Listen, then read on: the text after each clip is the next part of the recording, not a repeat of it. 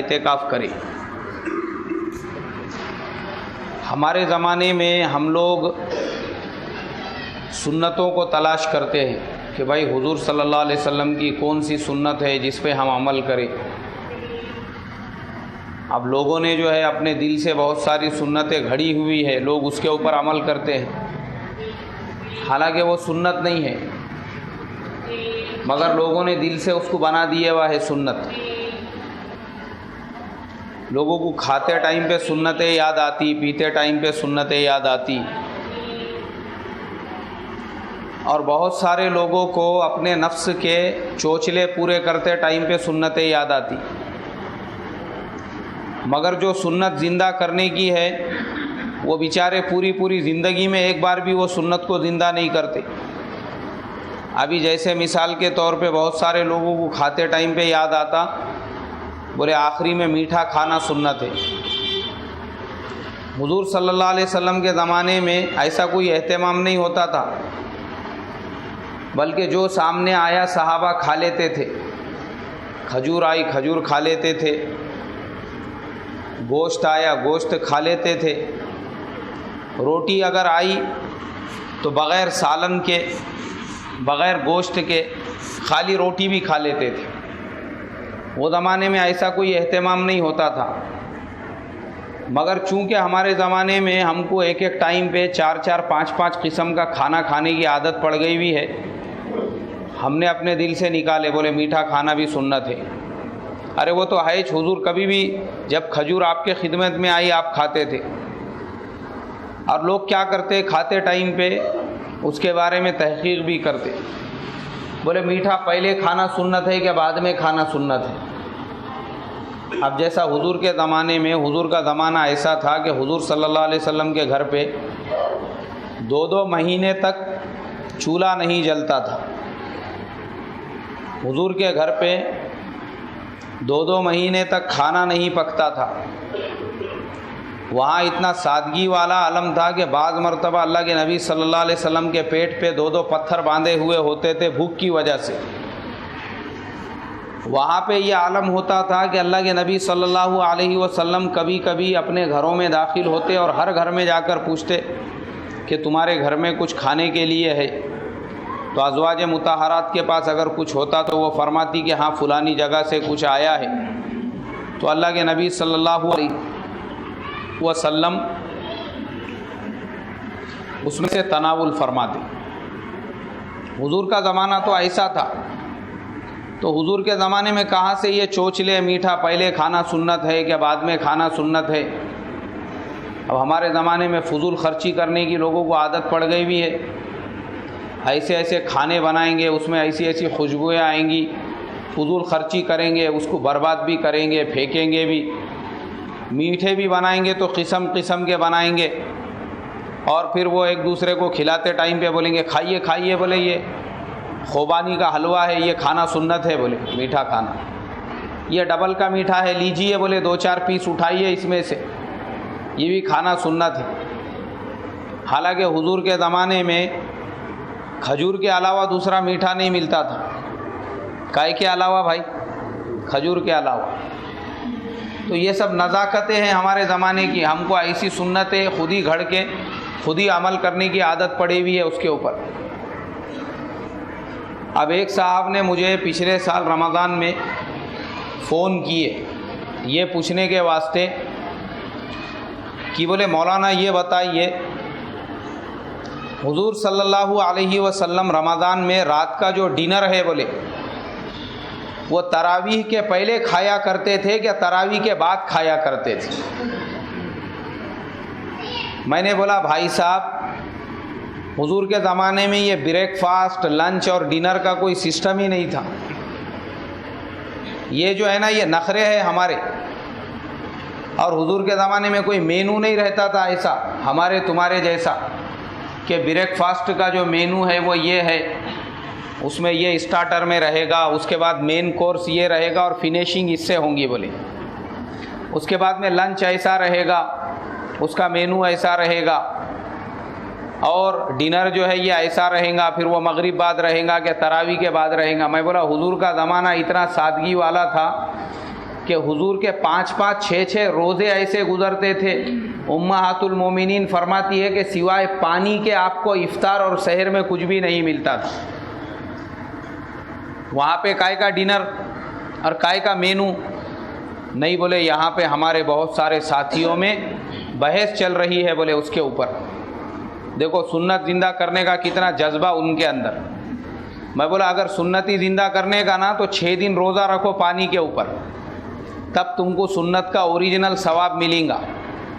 تب دیکھو میں بولا سنت زندہ کرنے کا نا جو مینو تم پوچھ رہے مجھے, تراویح سے پہلے کھاتے تھے کہ تراویح کے بعد کھاتے تھے, حضور کا 6 دن روزہ ایسا بھی گزرے ہوا ہے کہ سحر اور افطار میں پانی کے لیے کچھ نہیں ملتا تھا. اب یہاں تو میں بولا خالی بولنے کے لیے ہے سنتیں. سحری میں اگر عورت نے کیلے کا انتظام نہیں کری تو وہی سالن کی ریکا بھی اس کے منہ پہ پھینک کے مارتے لوگ. اب کہاں سے گئی سنتیں؟ وہ جو دودھ رہتا خالی دودھ وہ اس کے آنکھ پہ ڈال دیتے غصے میں بہت سارے لوگ. ارے اس کو کیا کروں رے, بولے دودھ کو میرے کو کیلے کے بغیر نہیں کھایا جاتا نا, کیا تیرے منڈی میں پیس کے کھاؤ بولے اس کو. اب یہ سنتیں زندہ ہو رہی ہمارے زمانے میں.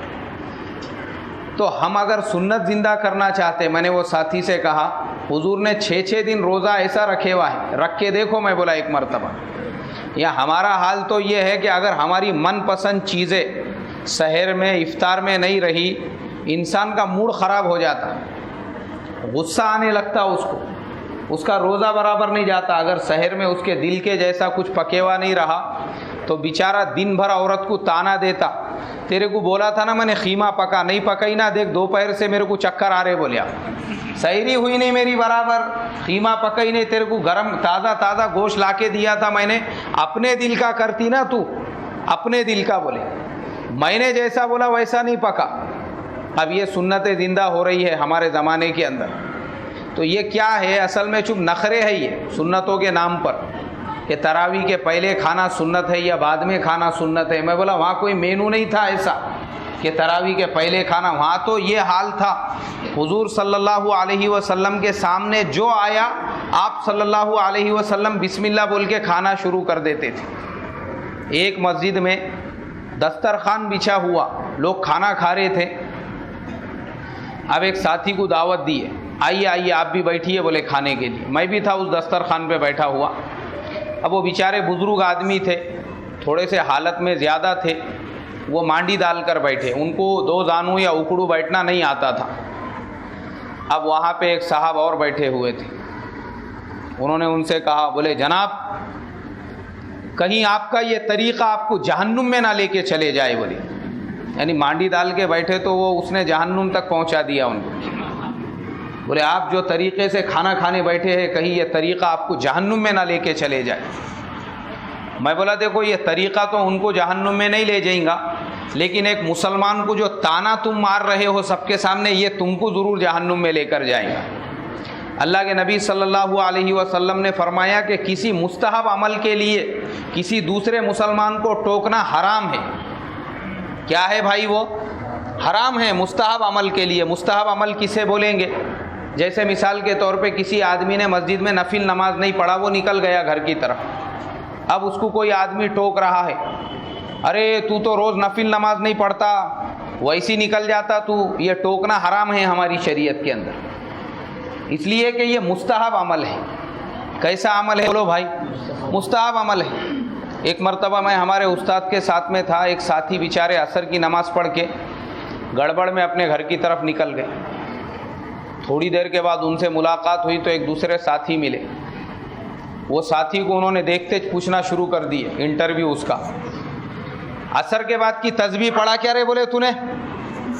بولے نہیں میرے کو تھوڑا گھر پہ ایمرجنسی میں کام تھا اس لیے میں نکل گیا تھا. ہاں میں تب تو آبزرو کر رہا تھا. بولے دعا ہوتے چ نکل گیا. بولے تو عصر کے بعد کی تسبیح نہیں پڑھا؟ بولے تو نے. ہمارے استاد نے بولے کیوں, اللہ میں نے تیرے پاس میں سب کی لسٹ دی ہے کیا؟ گلی میں چلتے پھرتے اٹھتے بیٹھتے دیکھتے رہے اور پوچھتے رہے کس نے عصر کی بات کی تسبیح پڑھا نہیں پڑھا. اس کے بعد انہوں نے بولے علماء نے لکھا ہوا ہے کہ جو آدمی کسی دوسرے مسلمان کو کسی نفل عمل کے لیے, تسبیح پڑھنا فرض نہیں ہے, تسبیح پڑھنا کیا ہے بھائی؟ نفل عمل ہے. نفل نماز پڑھنا بھی نفل عمل ہے. نفل عمل کے لیے اگر کسی مسلمان کو ٹوکے، اس کو آر دلائے، یہ آر دلانا ہمارے شریعت میں حرام ہے۔ اس لیے ہمارے علماء فرماتے ہیں کہ عصر کی سنتیں بھی کبھی کبھی چھوڑنا چاہیے، اس کو بھی کنٹینیو نہیں پڑھنا چاہیے، اس لیے کہ وہ مؤکدہ نہیں ہے بلکہ وہ کیا ہے؟ غیر مؤکدہ ہے۔ علماء کے فتوے ہیں یہ تمام چیزوں کے اوپر۔ تو یہی مسئلہ ہم لوگوں کا ہے کہ جو چیزیں کرنے والی ہے، ہم نے اپنی طرف سے دین میں جو ہے نا غلو کیا ہوا ہے، اس کو بولتے دین کے اندر غلو کرنا۔ تو وہ حضرت نے اتنا غلو کیے خالی بیٹھنے کے اوپر سے، تب میں نے ان کو سمجھایا۔ میں بولا بھائی صاحب مجھے ایک روایت بتاؤ، ایک روایت اللہ کے نبی صلی اللہ علیہ وسلم ایسا بیٹھتے تھے جیسا تم نے بیٹھ کے کھانا کھائی، بتاؤ۔ میں بولا ایک بھی روایت تم کو معلوم ہے؟ میں بولا حضور کا اوریجنل سنت طریقہ کیا ہے جو حدیثوں میں لکھا ہوا ہے بیٹھنے کا؟ یہ جو تم بیٹھے یہ طریقہ نہیں ہے، یہ اکڑو بیٹھنا، دو زانو بیٹھنا، ایک زانو بیٹھنا، یہ کسی حدیث سے ثابت نہیں ہے، بلکہ یہ ہمارے بزرگوں کا طریقہ ہے۔ کس کا طریقہ ہے بھائی؟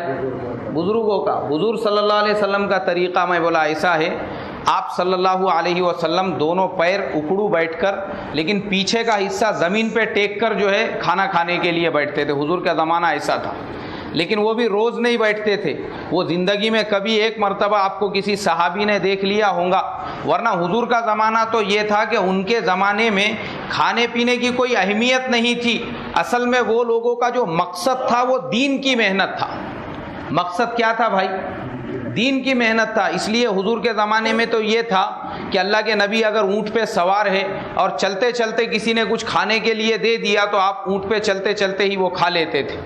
مقصد یہ ہوتا تھا کہ بھئی اپنی ضرورت پوری کرو، پہلے جو کام کرنے کا ہے وہ کام کرو۔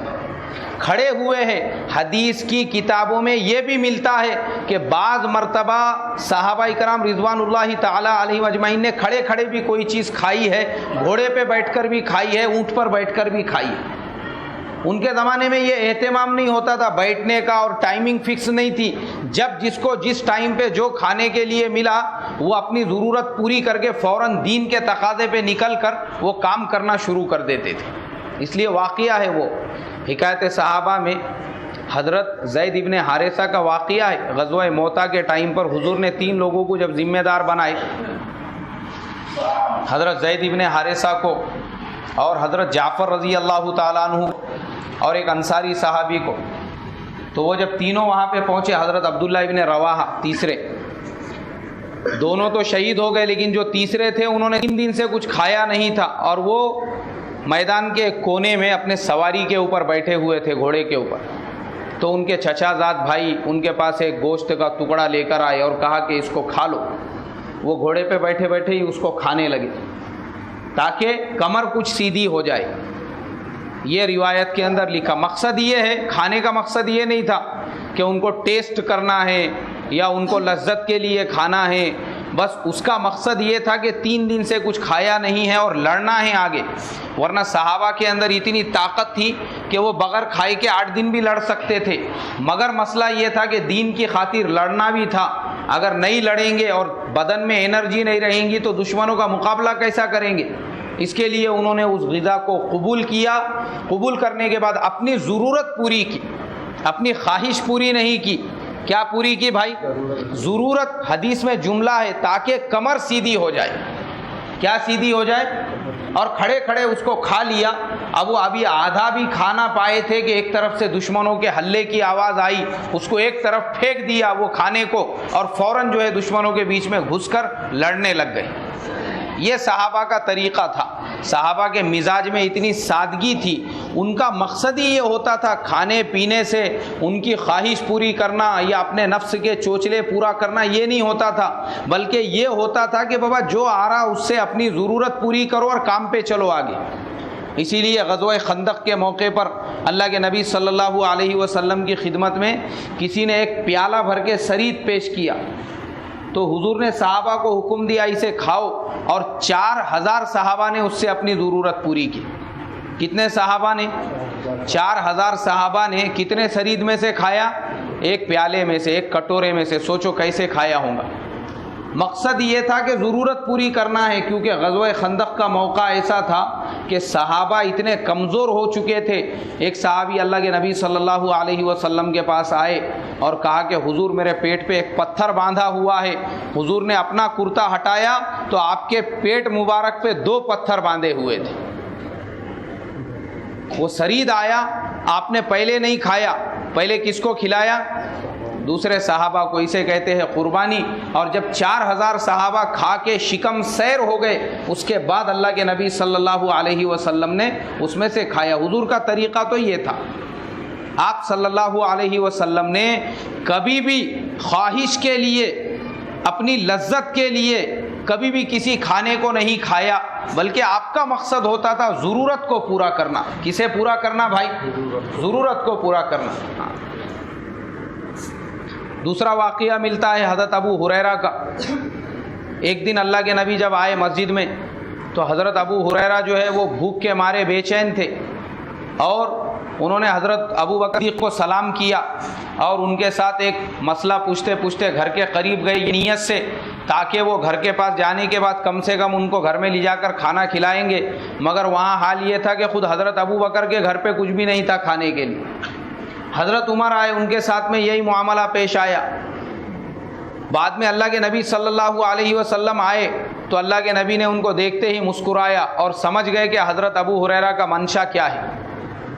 آپ صلی اللہ علیہ وسلم نے تحقیق کی تو پتہ چلا کہ گھر میں ایک پیالہ بھر کے دودھ آیا ہوا ہے۔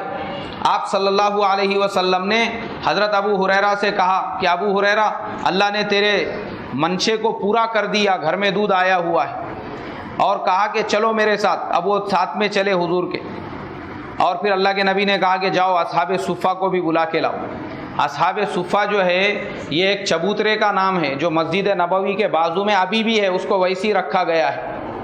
وہ چبوترے کے اوپر وہ صحابہ رہتے تھے جن صحابہ اکرام رضوان اللہ تعالی علیہم اجمعین کا کوئی ٹھکانہ نہیں رہتا تھا، جن کے بیچاروں کے کوئی گھر نہیں رہتے تھے، جن کی کوئی فیملی نہیں رہتی تھی۔ جو لوگ ایمان میں داخل ہوتے وہ مسجد کو ہی اپنا ٹھکانہ بناتے اور وہ صفہ کے چبوترے پہ رہتے۔ حضور کے پاس صدقے وغیرہ کا کچھ مال آتا، اللہ کے نبی ان کو دے دیتے، وہ اپنی ضرورتیں اس سے پوری کر لیتے۔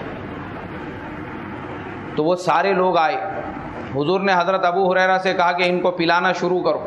حضرت ابو ہریرہ کہتے ہیں میرے دل میں یہ خیال پیدا ہوا کہ یہ پہلے تو دودھ ہی کتنا ہے، ایک آدمی کو بھی کافی ہونا مشکل ہے، پھر یہ 70 لوگوں کو میں کیسے پلاؤں گا؟ وہ 70 صحابہ تھے۔ انہوں نے جب پلانا شروع کیا، سارے لوگوں نے خوب شکم سیر ہو کر پیٹ بھر کر اس میں سے پیا، اور جب سب شکم سیر ہو گئے، اللہ کے نبی نے حضرت ابو ہریرہ کی طرف دیکھ کر مسکرایا اور ان سے یہ کہا کہ اب میں اور تم ہم دونوں ہی باقی ہیں۔ حضرت ابو ہریرہ سے کہا کہ پیو۔ حضرت ابو ہریرہ کہتے ہیں میں نے خوب پیٹ بھر کر پیا۔ پھر دوسری مرتبہ کہا کہ پیو، پھر بولے میں نے خوب پیٹ بھر کر پیا۔ حضور نے تیسری مرتبہ کہا اور پیو، میں نے کہا کہ حضور اب میرے اندر پینے کی گنجائش نہیں ہے۔ سارے لوگوں کے پینے کے بعد پھر اللہ کے نبی صلی اللہ علیہ وسلم نے پیا۔ یہ ہمارے حضور صلی اللہ علیہ وسلم کا مسنون طریقہ تھا، آپ کی کوئی پسند نہیں ہوا کرتی تھی، جہاں سے جو آ گیا آپ اس سے اپنی ضرورت پورا کرتے تھے۔ کیا پورا کرتے تھے بھائی؟ یہ ہمارے زمانے کے چوچلے ہیں، یہ چاہیے وہ چاہیے، یہ نہیں چاہیے وہ نہیں چاہیے، اور ہم نے بہت ساری چیزوں کو اس میں سے سنت کا نام دے دیے ہوا ہے۔